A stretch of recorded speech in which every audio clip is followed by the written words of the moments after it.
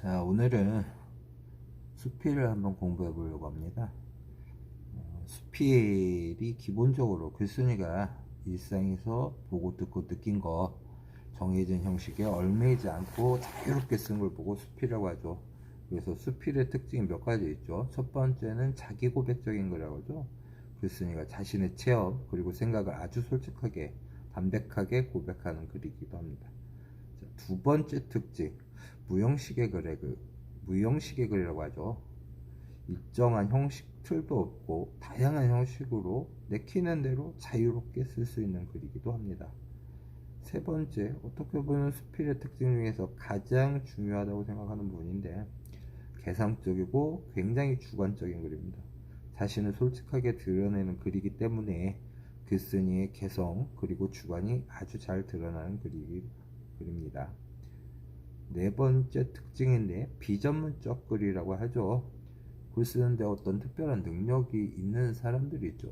소설가랄지 시인이랄지 이런 사람들은 어떠한 특정 형식 틀도 맞춰야 될 것이고, 그에 대한 유사한 표현구라든지 형식 미를 갖춰야 하겠지만, 수필을 쓰는 데 있어서는 여러분도 선생님도 누구나 자유롭게 쓸 수 있기 때문에 수필을 아주 비전문성을 가진 글입니다. 한번 시도를 해볼까 합니다.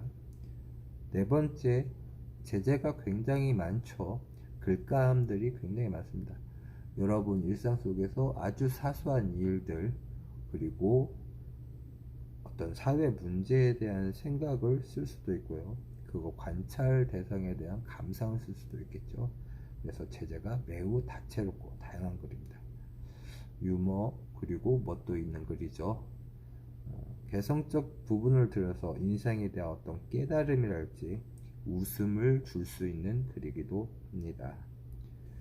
자, 오늘 본문을 보자면 교재 99쪽이네요. 나의 모국어는 침묵, 유시화 시인이 썼던 수필입니다. 자, 침묵의 진정한 의미에 대해서 다루고 있고요. 자신의 경험에서 얻은 어떤 깨달음이랄지 또 차분한 어조로 자신의 생각과 느낌 전달하면서 깨달음과 감동을 줍니다. 역설적 표현의 제목을 사용해서 흥미를 유발한다, 주제를 인상적으로 강조한다가 특징이 되겠네요.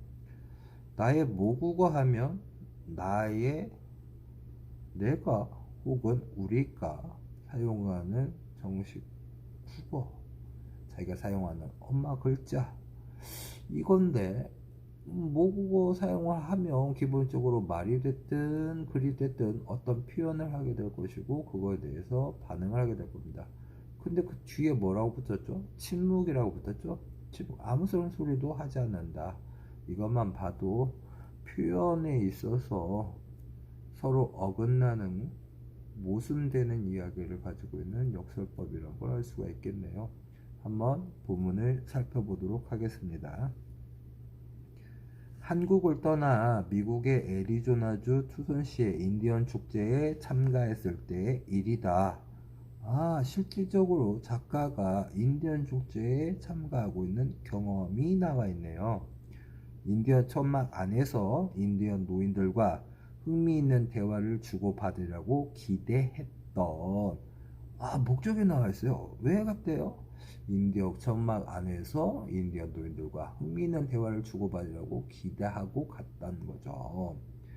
나는 아주 뜻밖의 일을 경험했다.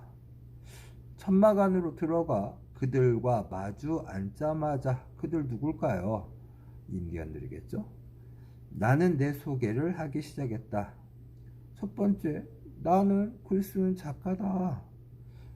인디언 세계에 무척 관심도 많다. 잘 부탁한다는 말까지 잊지 않았다. 인디언들의 철학과 역사를 많이 알고 있다는 것도 넌지시 내비쳤다. 자기 소개하고 있는 거죠. 인디언 세계에 대해서 관심 많다. 그리고 잘 부탁한다. 알고 싶다. 나는 배경지식 있다. 이러고 얘기했던 거죠. 그래서 인디언 세계에 대한 대화를 하고자 했던 거예요. 자, 남은 단 보면 그런데는 전원에 접속오잖아요. 내 의도는 인디언 색에 대해서 대화를 나눠보고 싶은데 그게 잘 되지 않았다는 이야기가 되겠네요. 그들은 아무런 반응도 보이지 않았다. 전혀 예상하지 못한 반응이 되겠죠. 다만 허리를 꼿꼿이 세우고 묵묵히 앉아있을 뿐이었다. 천막 안이 어슴푸레해서 그들의 시선이 나를 향하고 있는 건지 허공을 바라보고 있는 건지도 알 수 없었다. 인디언들의 생각을 도무지 알 수가 없어요. 아무런 반응도 안 보여요. 세상에 제일 무서운 게 무관심, 무반응이잖아요. 천막마다 그런 식이었다. 어떤 식이에요? 본체만 죄 꼿꼿이 세우고 앉아서 입을 굳게 다물고 아무런 얘기도 해주지 않는 거죠. 아마도 그들이 나를 불청객으로 여기는 모양이라고 생각했다. 축제에 참석한 잘난치 않은 이방인의 침입을 부정타는 일로 여길 법도 했다. 결국 별다른 대화도 나누지 못한 채 천막마다 구부리고 들어가느라 허리만 뻐근했다. 내가 기대했던 거 인디언 세계에 대해서 알고 있어요. 그들과 많은 대화를 나누고 싶었던 목적으로 참가했던 거죠. 하지만 어떤 사람도 어떤 천막에서도 나와 대화를 나눠주지 않습니다.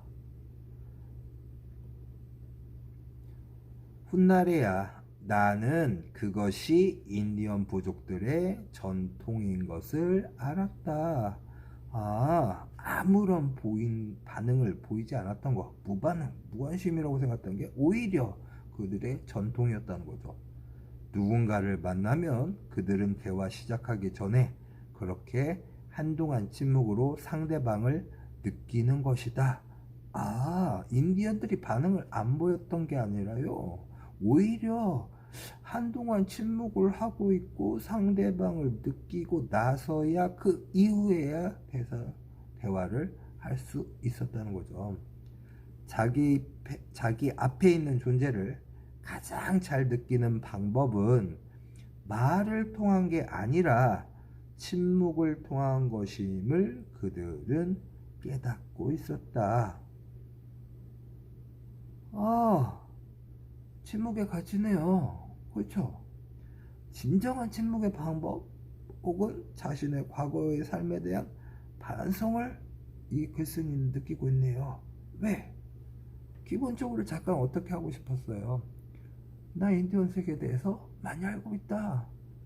그들과 빨리 대화를 나누고 싶고 호기심을 가지고 접근해서 내가 이런 식으로 대화했으면 그들도 나에게 중요한 정보를 제공하겠지. 하지만 실제로는 그거는 수박 겉핥기식이라는 거죠. 인디언들은 먼저 침묵을 통해서 상대방을 느끼고 나서 그러고 알고 나서야 그들에게는 새로운 대화를 시도한다는 거였죠. 그 후 미국에서 돌아와 나는 누군가 만날 때마다 인디언 흉내를 내고는 했다. 실제로 경험했으니까 이 작가는 요시아 시인은 어떤 사람을 만나고 일단 굳게 입을 다물고 상대방을 느끼려 했다는 거죠. 상대방의 존재를 느낀답시고 입을 다물고 5분이고 10분이고 앉아있었다. 인디언들 흉내내고 있네요.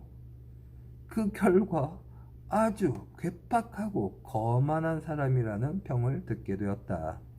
침묵은 흉내가 아니라 존재의 평화로움에서 저절로 나오는 것임을 미처 몰랐다. 반성하고 있는 거죠. 그렇죠?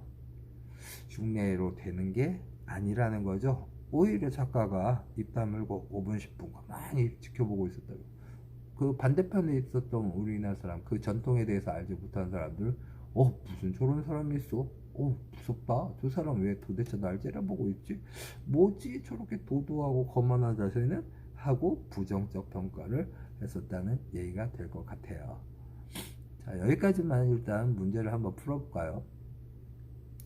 글쓴이가 애리조나 주의 인디언 축제에 참가한 이유에 대해서 나와 있죠. 인디언 부족의 침묵의 문화를 경험하려고?